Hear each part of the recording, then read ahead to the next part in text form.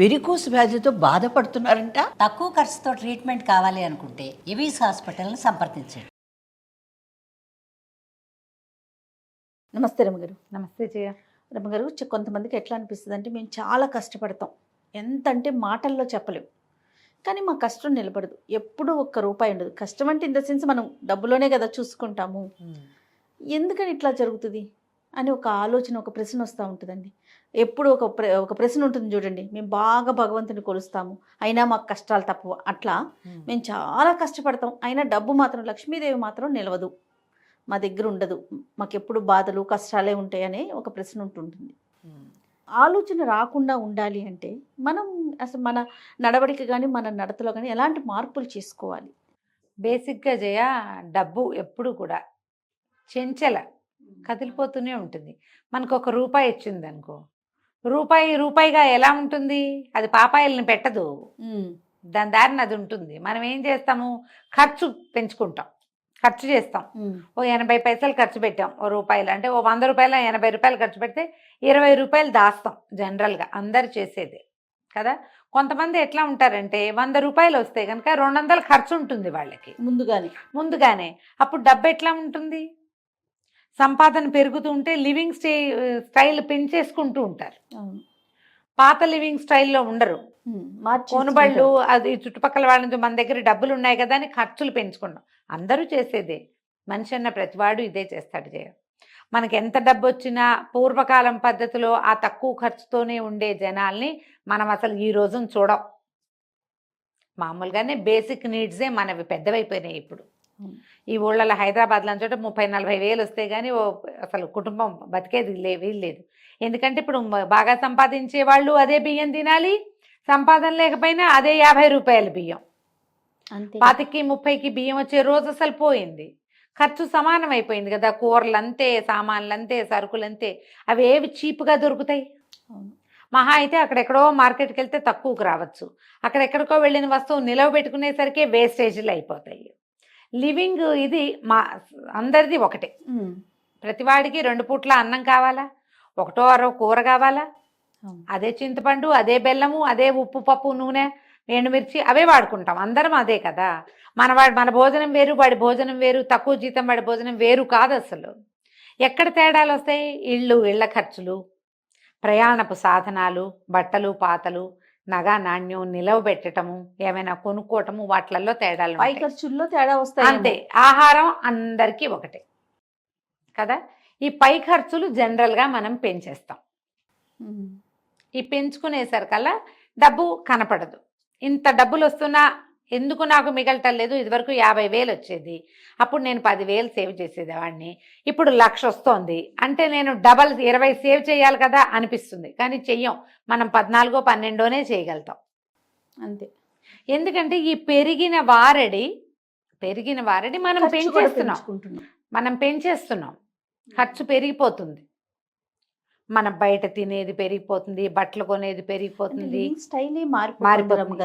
ఎవరికైనా ఇచ్చేది, ఎక్కడికైనా వెళ్ళేది, ఏమైనా కొనుక్కునేది, ఎక్కడ తగ్గం మనం. వాడే ఫోన్ దగ్గర నుంచి అన్నీ మార్చేస్తాం. ఈఎంఐలు పెట్టేసుకుంటాం, డబ్బులు వస్తున్నాయని ఈఎంఐలు పెట్టేస్తాం, ఇంకో 2 వస్తువులు కొనేసుకుంటాం, ఇంకా ఎక్స్ట్రా స్టోరేజ్ కొనేసుకుంటాము, పెంచుకుంటూ పోతాం. ఈఎంఐ ఆప్షన్స్ వచ్చాక రమ్మగారు మరి చాలా ఎక్కువైపోయింది, కొనుబళ్ళు ఎక్కువైపోయినాయి. మనం చేయగలమా లేదా, మనం కట్టగలమా ఆలోచించినా రావట్లేదు. ఎంత పెద్ద వస్తువైనా చేతిలోకి వచ్చేస్తుంది, అది తర్వాత కడతాం, మనకు తెలియటం లేదు. కానీ ఏమవుతుంది, ఎండ్ ఆఫ్ ద డే చూసుకుంటే మనం నిలవలో లేము, మనం సంపాదించిన దానికి తగినట్టుగా మన దగ్గర నిలవలేదు అనేది మనకి తెలుస్తూ ఉంటుంది. బేసిక్ ఒకటి ఎవరికైనా కావాల్సింది ఇది. నువ్వు కార్పొరేట్ స్టోరీస్లో కనపడుతుంది, బ్యాంకర్లు మనకి అడ్వైజ్ చేసే బ్యాంకర్స్ వస్తారా, వాళ్ళు చెప్తారు. సంపాదన పెరిగిన వెంటనే ఇమీడియట్గా నువ్వు ప్లాన్ చేయాల్సింది సేవింగ్స్, అంతే. అది డబ్బు మల్టిప్లై అయ్యే విధానాన్ని యాప్ చేసుకో. ఒక 20 రూపాయలు దాచిపెట్టడం అంటే ఓ పర్సులో పెట్టి పెట్టడం కాదు, అది పిల్లలు పెట్టే చోట పెట్టాలి. పెద్ద పిల్ల కాదు, చిన్న పిల్ల అయినా సరే సేఫ్గా. అసలు ప్రధానమైనది సేఫ్టీ. ప్రధానమైనది చాలా ఎక్కువగా ఆలోచించాల్సింది సేఫ్టీ. చిట్టీలు కట్టడము, ఎక్కడైనా నమ్మకమైన చోట డబ్బులు పెట్టి మదుపు పెట్టడము, తర్వాత ఇప్పుడు మనకి బోల్డన్ వచ్చినాయి, ఏమంటారు దాన్ని, మ్యూచువల్ ఫండ్స్ లాంటివి. అలాంటిది ఏదైనా సరే రెగ్యులర్గా ఒక సిప్, ప్రతి నెల డబ్బు అందులోకి వెళ్ళిపోతుంది. నీ జీతం పడ్డం ఏంటి, సిప్కి వెళ్ళిపోతుంది. అది నీ చేతిలో ఇంచి కాదు, ఆటోమేటిక్గా అది వెళ్ళిపోతుంది. నీ దగ్గర ఉన్నది కొంతే ఉంటుంది, నువ్వు ఇందులోనే వాడాలి. ఆల్రెడీ సేవింగ్స్ దానంతటా అది వెళ్ళిపోయింది కదా. నీకు డబ్బు జీతం హైక్ వచ్చింది అంటే ఇమీడియట్గా నువ్వు చేయవలసింది అది. మనం ఏం చేస్తాం అంటే హైక్ వస్తుంది అనగానే మనం అవి కొనుక్కోవాలి ఇవి కొనుక్కోవాలని ఆలోచన కదా, పెట్టుకుంటాం. కొనుక్కునే ఆలోచన రెండో ఆలోచనగా పెట్టుకోండి. ముందు పొదుపు మీద పెడితే మీరు పడిన కష్టం నిలబడుతుంది. ఎప్పుడు కూడా ఇదే మార్గం. నీ దగ్గర నీకు కోట్లు వచ్చినా అదే మార్గం, లక్షలు వచ్చినా అదే మార్గం, వందలు వేలలో ఉన్నా కూడా అదే మార్గం. పొదుపు వైపు ఆలోచించాలి తప్పకుండా. ఎవరైనా సరే దాన్ని ఎక్కడైనా, ఇప్పుడు కొంచెం పెద్ద పెద్ద అమౌంట్స్ అనుకో, ఏదైనా స్థలాలు లాంటివి కొని పెట్టుకోవాలి. బట్టలు బంగారము అశాశ్వతమైనవి. బట్టలు మీరు కొన్నాక అది గుడ్డి గవ్వకి చెయ్యదు. అంతేగా. మనం పెద్ద పెద్ద షాపులు చూస్తాం జయ, ఈ పట్టు చీరలు, పట్టు బట్టలు, ఏదైనా ఫంక్షన్ అనగానే బట్టలకి ఎంత ఖర్చు పెడతాం జయ, ₹1 వెనక్కి వస్తుందా? రాదు. పారేయటమే. నువ్వు తిండికి బట్టలకి పెట్టింది, ఈ రోజు పెట్టింది ఇంతే కథ. ఫోటోల కోసమే పెట్టేస్తున్నాం బట్టలకి, అవునా కాదా? ఆ ఆలోచన మార్చుకోండి, తగ్గించుకోవాలి, కనీసం తగ్గించుకోవాలి. ఇప్పుడు కానీ నువ్వు బంగారం కొంటే కొంత నయం కొంత, కానీ ఈ రోజున బంగారం వెర్రెత్తినట్టు పెరిగిపోతుంది. ఎప్పుడు పెరుగుతుందో తెలియదు, ఎలా డమాలంటుందో తెలియదు. అంత దాకా ఎందుకు రమ్మగారు? డైమండ్స్ చూడండి. అవును, డైమండ్స్ అంటే ఎంత కాస్ట్లీ ఉండేవి, అందరు కొనుక్కుంటున్నాం. అలాంటిది మిషన్ మేడ్ డైమండ్స్ వచ్చేసినాయి. దానికి దీనికి ఏ మాత్రం తేడా లేదు. పాపం అది అంత కాస్ట్ పెట్టి కొనుక్కున్న వాళ్ళ పరిస్థితి ఏంటి? నిజంగా 1,00,000 పెడితే గానీ ఇంత దుద్దులు రావు. ఇప్పుడు 30,000కే అవి వచ్చేస్తున్నాయి కదా. హ్యాండ్ మేడ్ మిషన్, అదే ఏమంటారు, మిషన్ మేడ్ డైమండ్స్ వచ్చేస్తున్నాయి. కాబట్టి ఆలోచించి చేయండి ఏది చేసినా. ఈ తర్వాత ఇంకా రెండోది, మీరు ఏదైనా చిన్న స్థలము, ఇల్లు ఏదైనా కొనిపెట్టుకుంటే అది మల్టిప్లై అయ్యేందుకు అవకాశం ఉంది.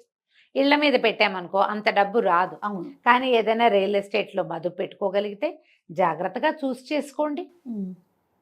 చూస్ చేయడం చేసి ఈ అడ్వర్టైజ్మెంట్లకి పడద్దు. మన వాళ్ళల్లో కొంతమంది కొనుక్కున్నది చూడండి, ఎవరో చెప్పారని మాత్రం దిగద్దు. వాళ్ళు రారు రేపొద్దున మీతోటి. ఏదైనా తేడా వస్తే వాళ్ళు వచ్చి మీకు సమాధానము చెప్పరు, మీకు ఏదైనా ప్రాబ్లం వస్తే వాళ్ళు మీతోటి నిలబడరు. తాత్కాలిక అడ్వర్టైజ్మెంట్ మాత్రమే జరుగుతుంది. అలా కాకుండా మల్టిపుల్గా ఒక 50 మంది, 100 మంది కొంటున్న చోట కొనుక్కుంటే ఏదైనా ప్రాబ్లం వస్తే ఏడ్చేదాని మొగుడు వస్తే నా మొగుడు వస్తాడని ప్రాబ్లంలో వాళ్ళైనా సహాయం ఉంటారు. కొంచెం జాగ్రత్తగా కొనుక్కోండి. తెలిసి తెలియక తొందరపడిపోకండి, ఏజెంట్స్ని నమ్మద్దు, జాగ్రత్త. ఇలా ప్లాన్ చేసి కనుక పెట్టుకుంటే పిల్లల్ని పెడుతుంది డబ్బు. అప్పుడు మన కష్టము నిలబడుతుంది. నువ్వు ఖర్చు పెట్టినది రాదు, వెనక్కి రాదు, వెనకేసింది ఉంటుంది. ఈ వెనకేయటం ఎలా అనేది ఎవరి విధానాన్ని బట్టి వాళ్ళు ప్లాన్ చేసుకోవాలి. వాస్తు బంగారం కొనిపెడతారా, స్థలాలు కొనిపెట్టుకుంటారా, లేకపోతే ఏదైనా మ్యూచువల్, ఇప్పుడు పెద్ద పెద్దవి అయితే బంగారాలు, వాస్తు స్థలాలు అనుకో. చిన్న చిన్న అమౌంట్స్ మనం మదుపు పెట్టుకోవచ్చు. ఇట్లా చక్కగా రెగ్యులర్గా అవి సిప్కి కట్ అయిపోయి ఉంటాయి, అమౌంట్ ఉంటుంది ఖచ్చితంగా. కాస్త ముందు వెనకగా మార్చుకోవచ్చు దాన్ని. లేదా ఏదైనా చిట్టీలు కట్టుకోవటం రెగ్యులర్గా. పెద్ద అమౌంట్ అయ్యాక దాన్ని ఫిక్సో చేసుకోవటం,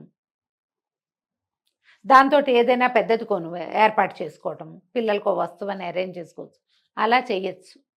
ప్రధానమైనది మీ మైండ్ సెట్లోనే మీ డబ్బులు ఉంటాయి. డబ్బు పర్సులో ఉండదు, మైండ్ సెట్లో ఉంటుంది. దాన్ని సరి చేసుకోండి తప్పకుండా.